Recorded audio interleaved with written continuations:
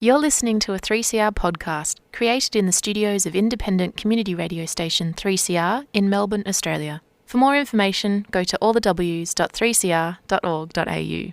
Here we are, a few minutes before we're transported into the ether by the Community Radio Network. So first of all, I'd like to thank those people who turned up despite the heavy rain for the Mabo commemoration yesterday in Federation Square. Thank you for making the effort. Now, next Wednesday, which I assume will be the 11th, we'll be having dinner down at Narada's, which is a Chilean or South American restaurant at the corner of Albion Street and Breeze Street, B-R-E-A-Z-E, I think, or S-E, Breeze Street, down there in Brunswick. Same place we've had in the last few months. So please turn up. No bookings required. We'll pack out the place. So turn up next Wednesday if you want to meet some interesting or maybe even boring people. But the fact is they're actually people, not bots. People you can talk to about different things, have a good meal, have a night out. It's not like the Salvation Army where we feed you, you feed yourself. Okay, so that's next Wednesday. And the Wednesday after, on the 18th of June, I'll be doing a presentation at the Footscray Hotel at 48 Hopkins Street, 6:30pm for a 7pm start on the history of privatisation in Australia. You know, something that people kind of mention but don't actually look at in detail and the huge impact it has. I'll be looking at the mutual aid societies and then privatisation, and then nationalisation, then privatisation in Australia. So you're all welcome to come to that. Now, the pub doesn't serve food, but you are allowed to bring your own food if you wish, but you can buy alcohol and other drinks. So that's that. And then obviously on the 25th, which is the next Wednesday, the last Wednesday of June, we'll be having dinner at La Porchetta's in Frankston for all those listeners south of the Yarra, because, you know, we broadcast to everybody, not just the CBD and people north of the Yarra. You know, they think they're Melbourne, they're not. There are 5.5 million people in Melbourne. So we broadcast across the Melbourne, regional Victoria, and once we hook up with the Community Radio Network, we'll be broadcasting to a number of community radio stations across the country. It's also like to remind you next week, yes, it's that week, once again, Radiothon week. I've set myself a target of $20,000.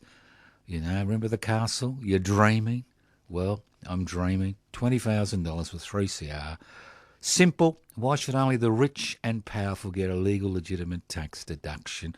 If you're a wage earner, legally minimise your tax.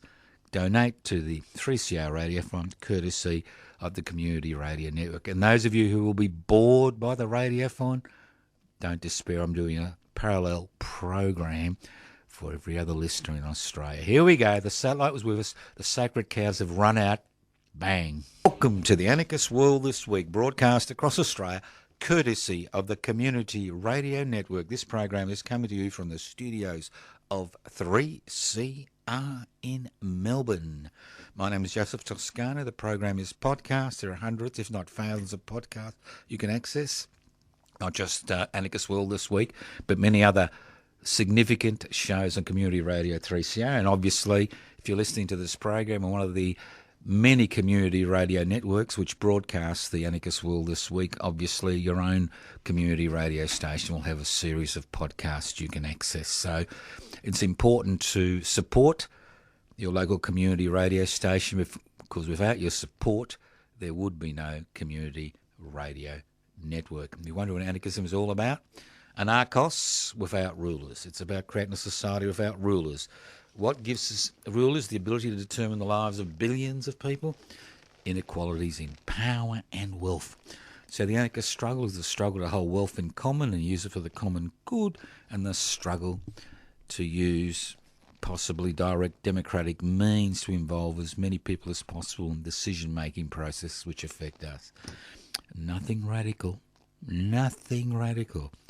What to me is radical is seeing pumped up billionaires, self-appointed rulers and elected rulers making decisions which affect the lives of hundreds of millions, if not billions of people. That is radical. Putting your trust in the state, putting your trust in some pathetic political party, that is radical. You know, we're the conservatives. Anarchists are the conservatives.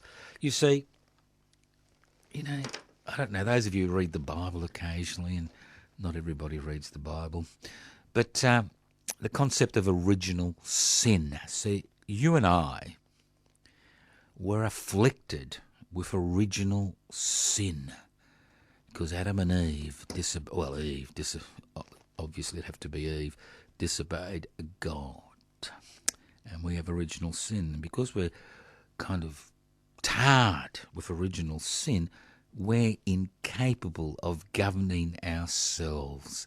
So we need self-appointed butchers, and my apologies to the real butchers, but self-appointed rulers to keep us in line. Because if they weren't there, we'd be killing each other every day, raping, pillaging, murdering, as if we're incapable of organising the societies we live in. So that's what anarchy is all about. It's not about chaos. It's about self-organisation. It's about creating structures which give people maximum ability to be involved in the decision-making process and allows them to enjoy the fruits of their labour through accessing the common wealth. All right, let's move on. I'm outraged. You like that? I'm outraged today. I could sing a song about outrage, couldn't I? I am outraged. There are some things you need to get outraged about in the world. Forget about what's happening in Gaza. Forget about what's happening in the West Bank. Forget about what's happening in Sudan. Forget about the failed USA empire. There are important things to be outraged if you're an Australian. I am totally outraged. I am outraged at the fact that so many Australians had so many problems getting a ticket to the cricket. That's right. Logjam on the computers. Logjam. We had everybody fighting to get tickets to the cricket at the end of the year. You know, the tests between England and Australia. Logjam. There were tears. There were people ripping their clothes off in frustration, waiting for hours, getting to the end of the queue, the metaphorical virtual queue, and then dropping out. How I cannot imagine a more horrible fate that you can't get a ticket to the cricket. And why you know why you can't get a ticket to the cricket? And most of the other big events which are sold via the net, well, sold through ticket agencies, it's simple. Bots and other people snap up the tickets and then resell them for a massive profit. End of story. Yeah? Outrage. Well, I don't care. I do not care if you can't get a ticket to the cricket or the football or a concert. Because we have allowed this corruption, we've allowed this to corrupt the ticketing system. You know, where there's a buck to be made, there's somebody who's willing to burst out of the envelope and grab that buck. So I don't care. You may be outraged, but I'm sure most of the listeners to this program don't care. because, you've got agencies you can't contact. We've allowed them to grow into such huge entities that they control seating, and the list goes on and on. Well, let's move on to some real news. Something that affects human beings, not in terms of what they can see. Obviously, you can watch it on television. Who knows if you can all still watch it on 3-air. But let's look at some real news. Well, Gaza, the atrocities continue. People lining up for a bit of aid, meagre amount of food to keep their children alive, getting shot dead. Well, the Israeli authorities, say, well, there were suspicious people in the crowd. We needed to shoot them dead. And once again, the Australian media is swamped with apologists from the Israeli armed forces who attempt to deny the pictures that we see with our own eyes. I don't hear Russian apologists for Russia, for their atrocities in Ukraine, being broadcast day after day on the Australian media, but somehow, the butchers in the Israeli parliament and their representatives in the armed forces get to, tell us their side of the story. Extraordinary, isn't it? Just extraordinary. It's an extraordinary situation. Look, the world sits on its hands. It says, tut, tut, tut, tut. What can we do? Isn't this terrible? They were going to starve them to death. Then the world kind of bucked up a little bit. And now they shoot them while they're... Look, I'm totally powerless. You're powerless. Although I have noticed that some people are getting on little boats and trying to get to Gaza. Obviously, the Israeli authorities will either blow them out of the water or, more likely, because it's bad publicity, to kill people who are, who are household figures. They'll just block them, jump on their boats, and then expel them. Wouldn't it be nice to see a warship, maybe a Chinese warship, French warship? Don't expect an Australian warship or an American warship. Maybe even a British warship. Try to get to Gaza. Because remember, Gaza is occupied land. It's not part of Israel. It is occupied land. End of story. Well, let's move on. But obviously the horrors in Gaza will not go away. And while the Israeli people continue to support their government in the atrocities it commits,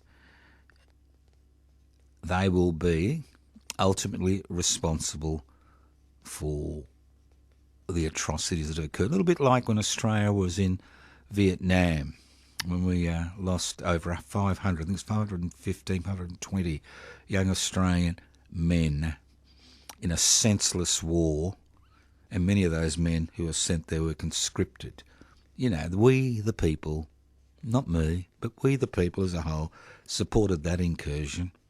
But again, we have to take that responsibility. Although 50 years later, there's very few people talking about that. Let's move on. Now, I've been asked to comment on artificial intelligence. I have done this before, but I'm going to do it again from a different perspective. Now, there are a lot of people concerned about artificial intelligence, and they consider themselves to be modern-day Luddites. But they're not using the term in the way it should be used. I mean, the Luddites, and over 500 were actually sent to Australia as convicts, and it could be that some people listening to this program are actually descendant of those Luddites which were sent to Australia as convicts, were basically against inappropriate technology, not against industrialisation, but inappropriate technology. And this machine smashing was part of that campaign. Now, Ned Ludd the mythical leader never existed. But what existed was a groundswell of opposition to the introduction of technology, which was causing unemployment and starvation, especially in southern England. Today, see, great transformations occur and revolutionary movements occur and reformist movements occur when people's mechanism of earning a living are disrupted and nothing is put in its place to replace it. Now, artificial intelligence is neither good or bad. The issue is who owns it, who exploits it, and for what purposes. It's a little bit like industrialisation. Although there are negative consequences to industrialisation, which we are grappling with in the 21st century, the fact is that industrialisation has, in many regards, brought us many of the comforts that we now enjoy. For example, listening to the Anarchist World this week. But the fact is that the central issue is that there was no adequate social security net in the 19th and 18th century. Today there is a minuscule social security net with many holes in it. So artificial intelligence has the capacity to free the human race, and it has the capacity to enslave the human race. Now, I like to use an analogy from 2,000 years ago. When the Roman Empire was initially created, you had the patricians and the plebeians. The patricians were the hereditary rulers, the plebeians were those who did the work. As the Roman Empire expanded and slaves were incorporated into the Roman Empire to do the work for the patricians, the plebeians were no longer relevant, but they still had some political power. And the fact that they were being displaced from work, which meant that they were no longer able to look after themselves and their families and their responsibilities, led to widespread disruption. Now, the Roman Empire, the patricians were a little bit smarter than our leaders today, our rulers today. And they introduced the bread and circuses phenomenon. Subsidised food and housing for the plebeians to keep them quiet. And you just can't keep them quiet, you've got to keep them entertained. And at the height of the Roman Empire, we had over 240 public holidays where plebeians were entertained in the Colosseum, not just in Rome, but around the empire. So there is a precedent, and there's always a precedence in human history if you're willing to look far enough back, or backwards far enough, into the past, I should say. That was pretty poor, but into the past. Now let's come to the 21st century.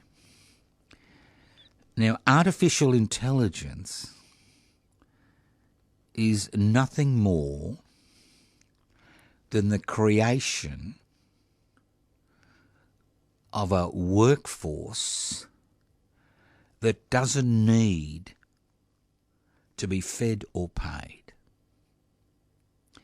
Artificial intelligence has the ability to either liberate us from the drudgeries of everyday work or force us to become totally controlled by a ruling elite. Now, there are a number of ways to tackle this issue. The first issue is that the greater the incorporation of artificial intelligence in the productive process, the less requirement for labour. The less requirement for labour means an increasing pool of unemployed people or underemployed people. And in a capitalist society which is based on private investment for private profit model, that means there would be hundreds of thousands or millions of people who are thrown onto an inadequate social security net. So the first solution to artificial intelligence is a campaign to introduce a universal basic income in society. What is a universal basic income? A universal basic income is when every member of society receives an equal portion of income which allows them to survive. Not prosper, but to survive. That means that everybody's basic human needs are met through a universal basic income, and which allows people to do one of two things: either develop themselves to a fuller extent without having the concerns of where the next meal is coming from or how they can keep a roof over their heads, and which allows those who want to continue to work to work. So it resolves the issue of mass unemployment. And that is a central question we need to face. Because when people's ability to look after themselves is compromised through the introduction of technology, then society has a problem. And unless it tackles that problem, you have widespread dislocation, riots, and even revolutionary change. That's the first thing. The next thing we need to understand about artificial intelligence is a little bit like the World Wide Web. Now, when it first started, it was supposed to be a democratising, decentralising network. But what's happened is we've allowed a minuscule number of people to actually own the technology. And it's the same issue with artificial intelligence. Will we allow those networks to be owned by individuals to maximise their profits, or by the state to control us in every aspect of our existence? And this is the dilemma which people face. If you don't own, as a community, these technological innovations, they can be used to exploit you economically, and they can be used to control you. Now, I know when I first started the program this week, I was outraged, all right, about a minuscule matter. To a significant degree, that highlights what happens when the technology is controlled by private enterprise. So it's a dilemma we all face. Now, I'm an old man. I'm not going to have to face it. But anybody who's younger, in their 60s and younger, will need to face this dilemma, because it is a major dilemma.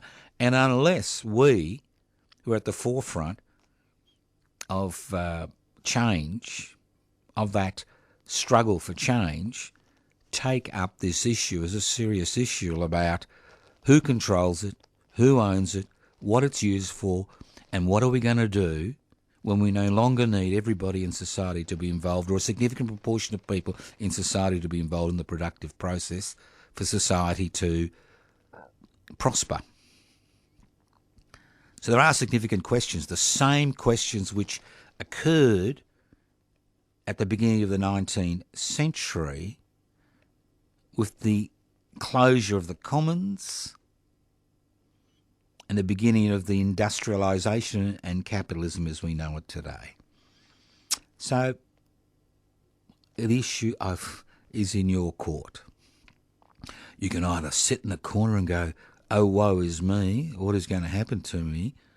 Or you can start discussing, talking, raising issues of control, universal basic incomes, social security net, and the list goes on and on. And if somebody tells you, where's the money coming from?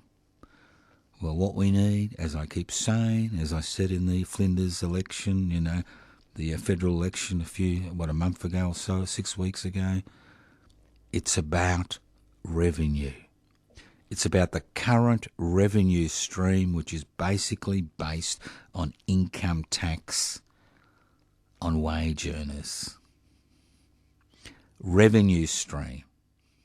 Like a 1% financial transaction tax, like a 1% stock market, shares, and every time you buy and sell a share, 1% tax.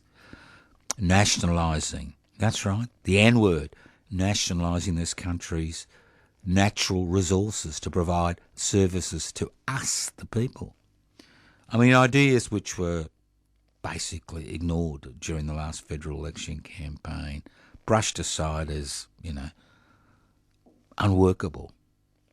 They are exceptionally workable, but unless there is a demand for them and a demand in the way we work and are rewarded for the work we do, then we will continue to face the problem of economic desperation because of the introduction of artificial intelligence and control, coercive control by the state and private enterprise of our day-to-day activities. So hopefully I haven't, depressed anybody about it, because there's nothing to be depressed. There's nothing new about this struggle.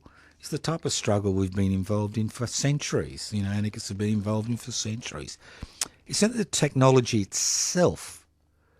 It's how the technology is used, and how it's used is determined by who controls it. I mean, the Chinese Communist Party uses technology to control every aspect of its people's activities. The Western world uses its economic power over the individual to control most aspects of their existence.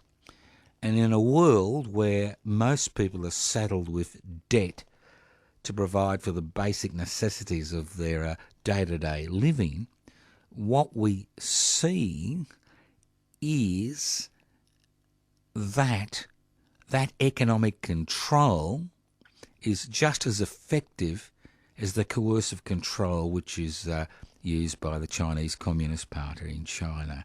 It's a different mechanism by which you control the population, where they have access to food and resources, and the list goes on and on. So it's not a new struggle. It's the same struggle over and over and over again whenever there are massive changes to the way the economy, in inverted commas, works in terms of the technological innovations which are introduced. Do they improve people's lives? Do they improve people's options?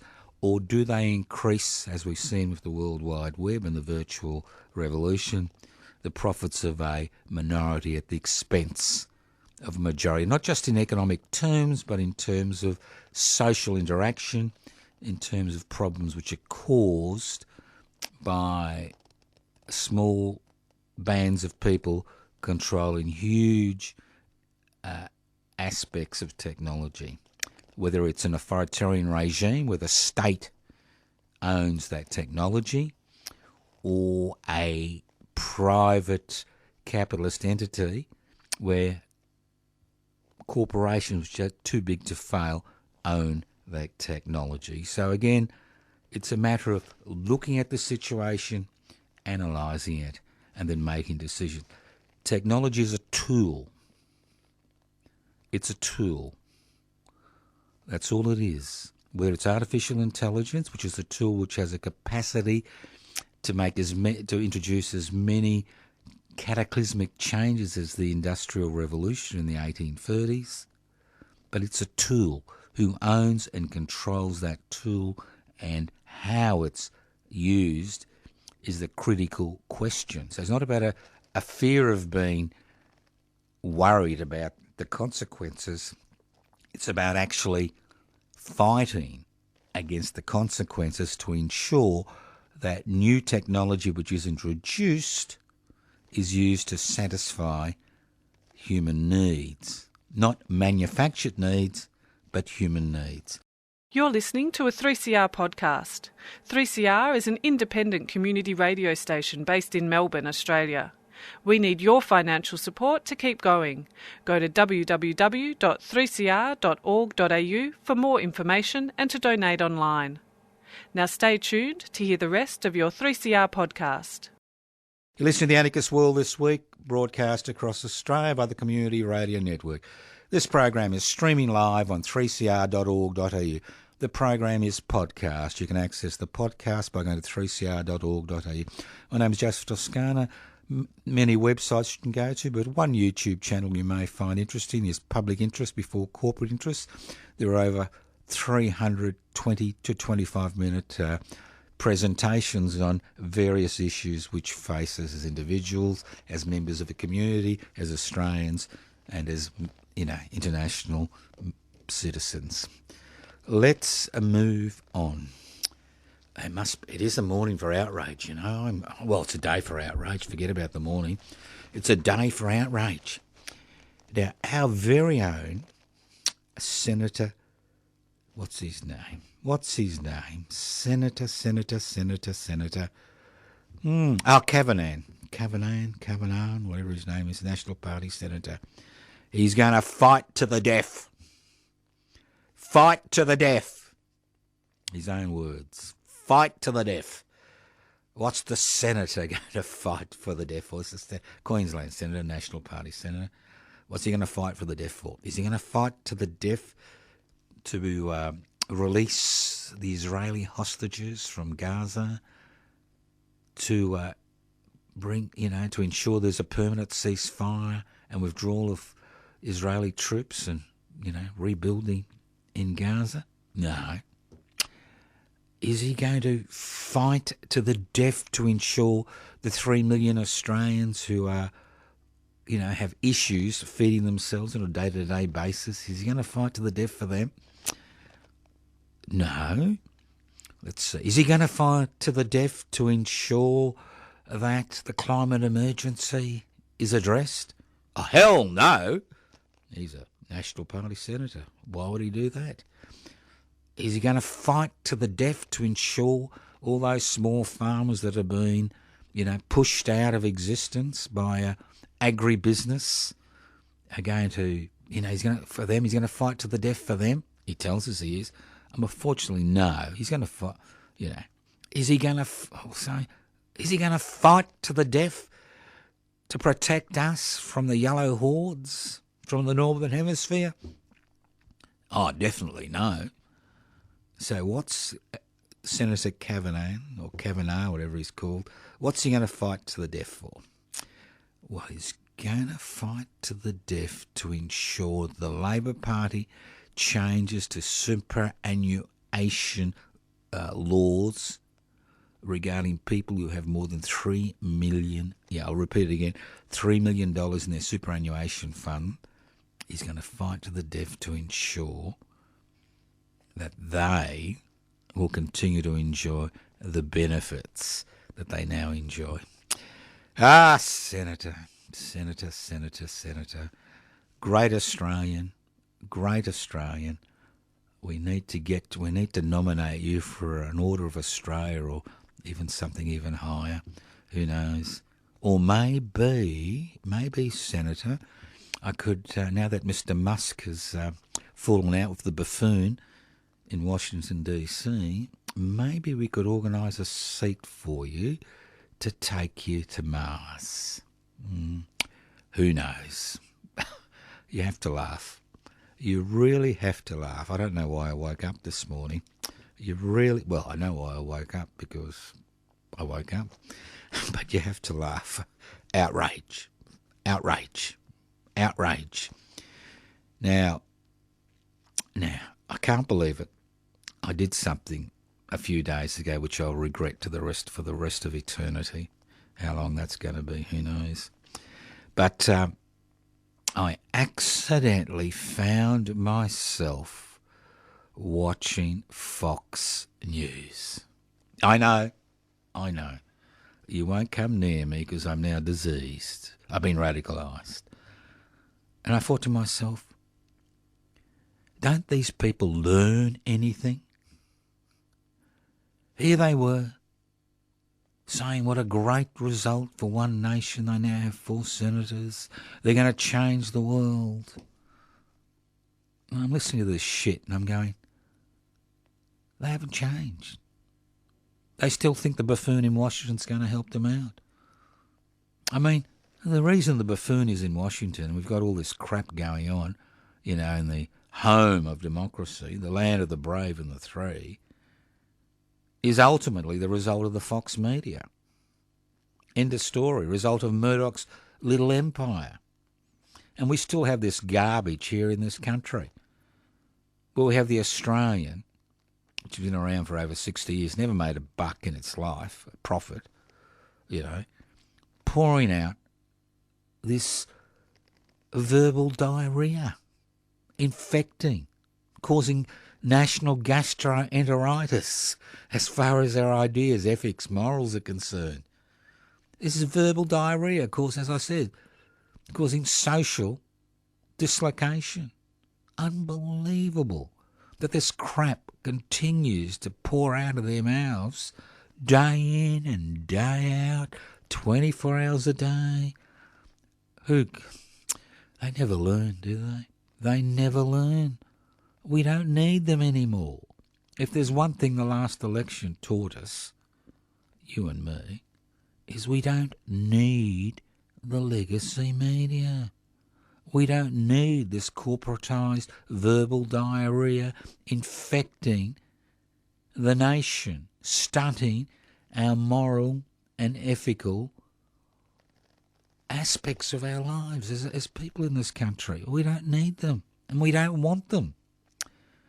And that takes me to the next story, government contracts. You see, there is a wonderful thing about privatisation. Somebody's got to do the work. If governments privatise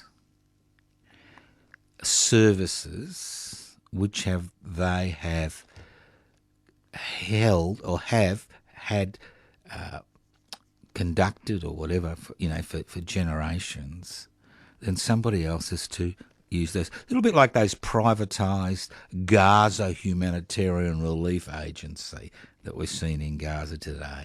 It's a little bit like that. Governments, privatise things, then the corporations come in and take over. Now,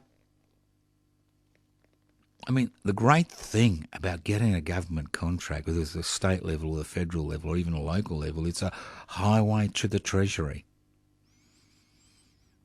Now, we are seeing some terribly unpalatable companies and corporations receiving contracts to provide basic services to the Australian community. We've got to the situation where many of the public servants we had are actually now private corporations providing workers to provide government services, and these private corporations get heavily rewarded. Think about it. Currently, I understand that our good friends from Amazon, those really worker-friendly people, are angling for a number of major federal government contracts. Now, interestingly, you may find this interesting, in the 1910s, that's right, the early days of Federation, when Labor governments were elected for the first time, Labor government contracts were only awarded to companies that had unionised staff. Isn't that a radical idea? We could bring back forward, 120 years later, awarding government contracts only to corporations and companies who had unionised staff. If their staff were not unionised, no government contracts. Wouldn't that be a wonderful idea? Let's bring it back. Considering that less than 12% of Australian workers belong to a union today, and many workers are on individual contracts, and despite the wonderful 3.5% wage rise, which now means the basic wage is around $1,000 a week, which the government takes tax of, and you're expected to pay your rent, your mortgage, your food, your children's expenses. Come on, give me a break. And the fact that 1/3 of Australians live on day-to-day on social security benefits. And here we have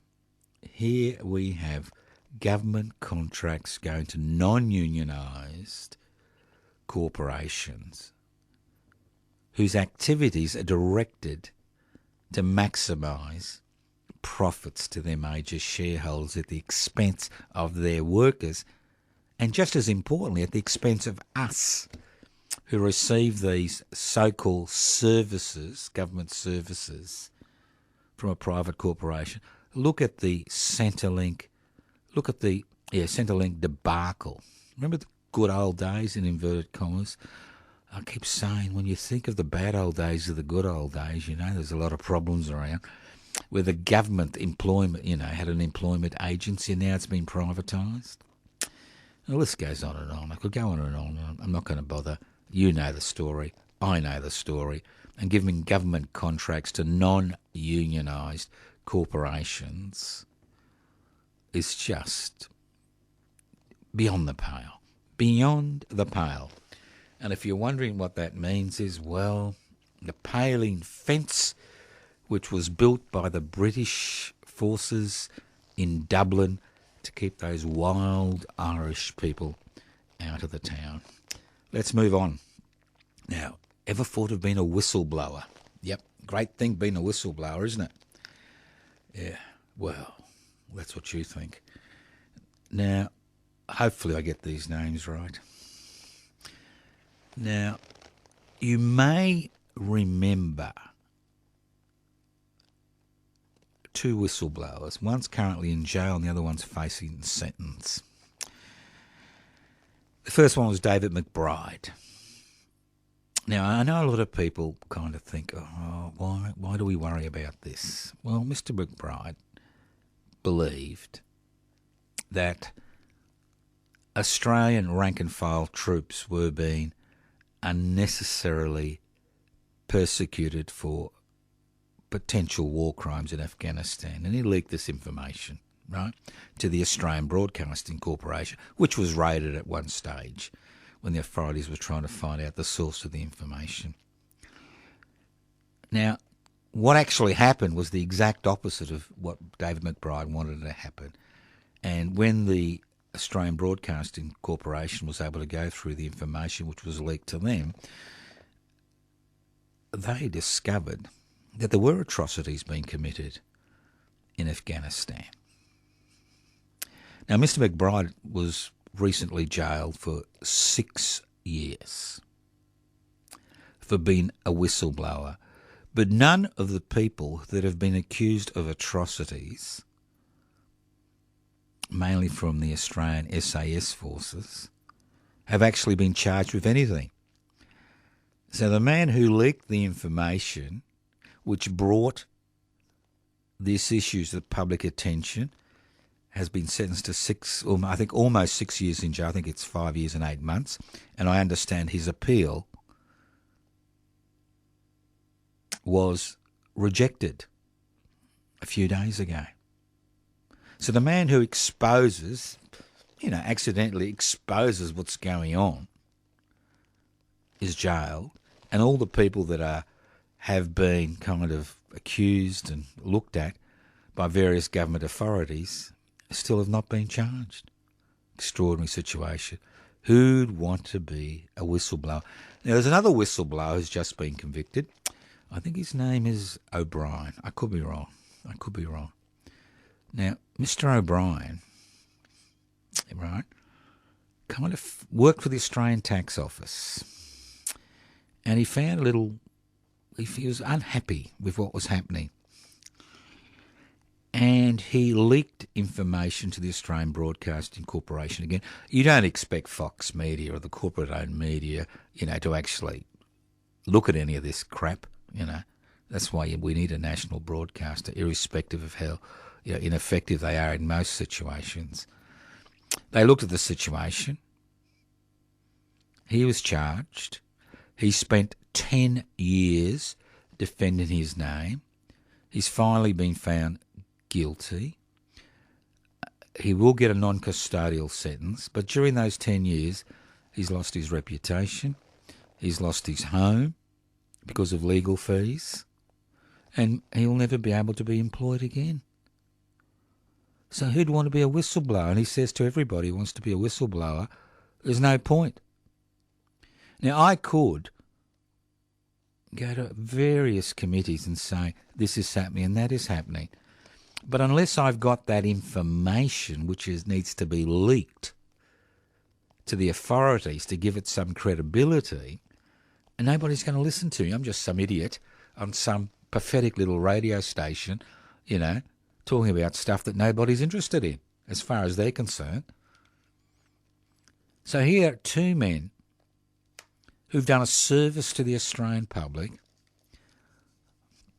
One finds himself in prison for 6 years. Now, this is not communist China, North Korea, Putin's Russia. This is Albanese's Australia, Morrison's Australia, Turnbull's Australia, Abbott's Australia. I could go back. And another one, his life has been ruined. Not only his life, but the life of his family. Because they did what they believe was the right thing. There's no whistleblower protection of any type. There's another case that's come to court. I think it was a private corporation. This gentleman's looking for a little bit of compensation for the way he was treated. We'll see what happens there. But it's extraordinary, isn't it? So if you've ever dreamed of being a whistleblower, make sure they don't find out who you are. Because if they do, they will prosecute you to an inch of your life. Remember that other case where the Attorney General stepped in for the first time in Australian history? The Attorney General stepped in, where some people kind of leaked a bit of information about the way the Howard-led Australian government was screwing the people of East Timor regarding the oil reserves between East Timor and Australia. They were actually bugging the cabinet room of the East Timorese government and using that information then to, set their policies. Now, these people were dragged through the courts for about a decade, maybe even longer, 15 years, before the Attorney General, I think it was Mr. Dreyfus at that stage, stepped in and halted the prosecution. So if you want to be a whistleblower, some people want to be rocket scientists, some want to be rock stars, some want to be neurosurgeons, and other people who've got ethics and morals who find themselves in a situation where they think that what is happening is causing mayhem to many people who leak that information now under this government's current laws, find themselves at the cutting edge of bankruptcy and imprisonment. Welcome to Australia. Now, I'm not talking about North Korea. I'm not talking about the Chinese Communist Party. I'm not talking about Putin's Russia. I'm talking about dear old Australia. Let's move on. Now, we do have options. I know it's difficult for people who are financially chained to the system. See, that's the beauty of being able to spend big on a new home with money you haven't got. And, you'll be paying off that house maybe 3-4 times what it's worth. And this is ball and chain. See, as I said before, in a capitalist society, you don't need secret police, although it's good to have them. You don't need secret police. You don't need people knocking on the door in the middle of the night and putting you away in some concentration camp because you've said something against the government. All you need is a financial ball and chain on people's ankle, and you can pull them up any time you like.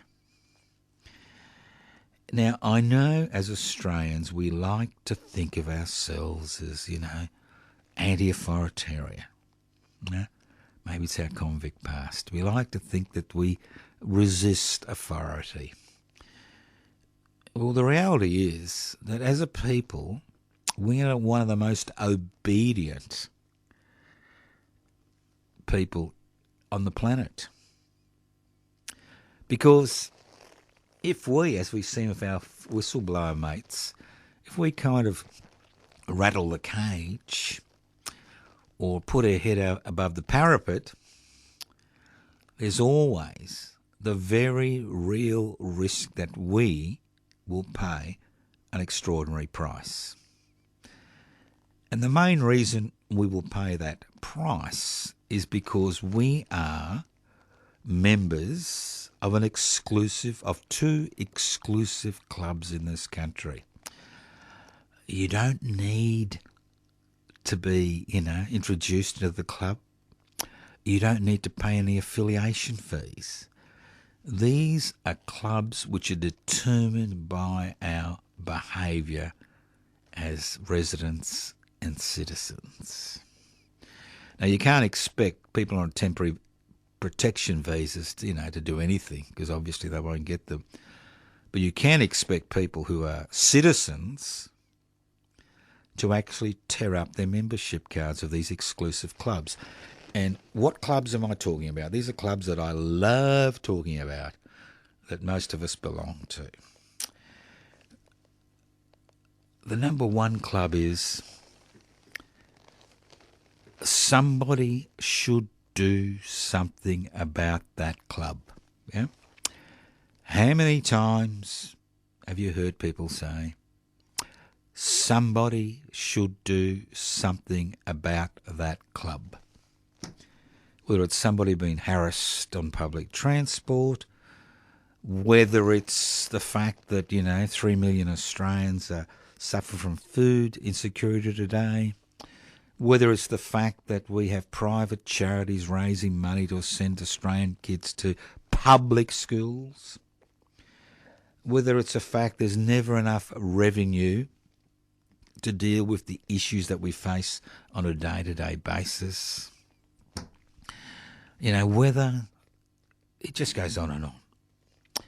And it's always good to sit down and say, I've done my duty.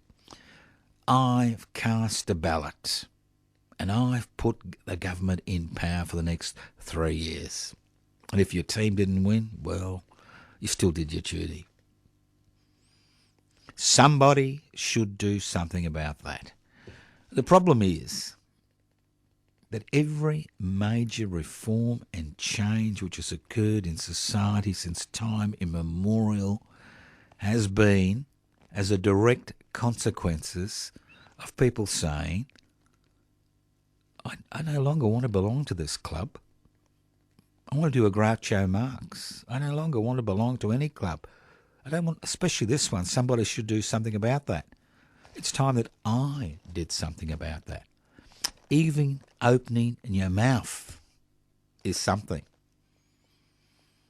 And while we continue to think that it's other person's responsibility to initiate change, and we're happy to sit back and lap up the gains, then nothing's ever going to change. So tear up your membership card. Now, the other group I love is the Gunner Club. Very Australian club, the Gunner Club. I'm going to do this and I'm going to do that. But somehow you never get around to it. When you're young, I need to finish my studies and get a job. I haven't got any time. Sorry. What's happening around the world is terrible. What's happening in this country is just unacceptable. But I'm too busy. I'm studying. I'm trying to get ahead, trying to pay my, debt. Then you get to the next stage of life, saddled with debt, ball and chain, trying to get a roof over your head, trying to get ahead in your job, keeping your head down, not putting your head above the parapet because you're concerned that it's going to be shot off, that you're going to lose your job, you're going to lose any security you have, you're going to be blacklisted in the future. So then you get to that grand stage where you're nearing retirement, your 50s and 60s, and you're looking at your superannuation fund and you're thinking, well, I'm going to do this and I'm going to do that when I retire. Then retirement comes and you find you're spending all your time looking after your grandkids because your kids can't afford to put them in childcare because both of them have to work. Both people in a partnership have to work in order to pay the bills and keep that ball and chain from crushing their feet. Extraordinary, isn't it? And then you die. Yeah. Not many people rise from the dead these days. It's been over 2,000 years since somebody did that. So now's the time. You want change. You're unhappy with the situation that's occurring. It's time you became involved. Possibly not in what I suggest. Maybe it's a bit too radical, a bit too confronting. There's lots of things you can get involved in to initiate change. There are many people with ethics and morals who want to initiate positive change for the communities at large. Give them the support they need. If you can't help them physically, help them financially. To continue to promote that particular issue. But ultimately, democracy isn't casting a ballot every 3 to 4 years. Democracy isn't rule of the people, by the people, for the people. Democracy is rule of the people, by the people, for the people, by an engaged public. A public which leads it to the experts, to the elected leaders, to the corporate leaders, to make decisions for them, is a public which will continue to be disappointed because of the lack of reforms that will occur in society. You've been listening to The Anarchist World this week, broadcast across Australia by the Community Radio Network. This program is streaming live on 3cr.org.au. That's 3cr.org.au. The program is podcast. You can access the podcast by going to 3cr.org.au. You can leave messages on 0439 395 489, 0439 395 489. That's right. You can even write letters. Post Office Box 20, Parkville 3052. Why don't you look at public interest before corporate interest and join them and be involved in activities that they're involved in, putting the interests of the many before the interests of the few by joining public interest before corporate interests. There are many things you can do. Not all of them require money. Some of them require efforts. Others just require a conversation. Thank you once again for listening to The Anarchist World this week on your local community radio station, courtesy of the Community Radio Network. This program is streaming live on 3cr.org.au. The program is podcast. You can access the podcast by going to 3cr.org.au. Looks like we're running over time. So hopefully all those folks at the Community Radio Network will have turned off The Anarchist World this week, and the next program will occur here on at 3CR. So let's see how we go, because obviously we've run out of time once again. So all I can say to you is keep listening to your local community radio station, because community radio stations are still relevant. They are still relevant. Thank you once again for listening to the Anarchist World this week on your local community radio station. You've been listening to a 3CR podcast produced in the studios of independent community radio station 3CR in Melbourne, Australia. For more information, go to allthews.3cr.org.au.